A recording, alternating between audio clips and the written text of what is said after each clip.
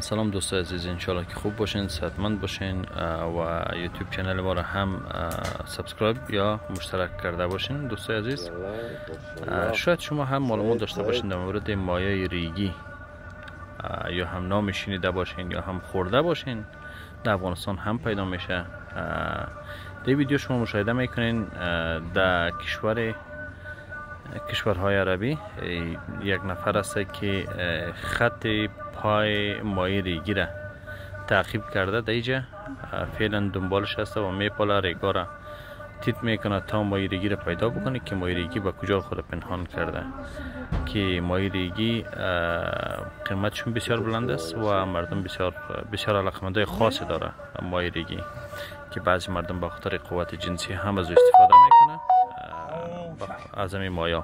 این بالاخره این نفر پیدا کرد مایع ریگی را که برای ما شما نشان میده. مایع ریگی که 4 دانه پا داره و 1 دنبک داره و بسیار شفاف جور شده.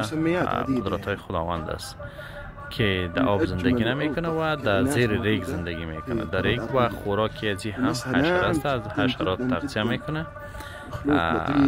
که حشره میخوره. که وضعی ازی که فرض مثال از دیگه چیزا تغذیه بکنه حشره میخوره و در آب نی در ریگ زندگی میکنه.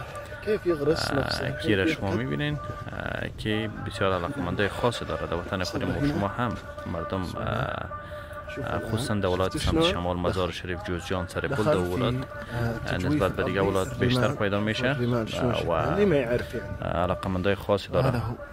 خب دوستا، ویدیو ما دیگه به پایان میرسه.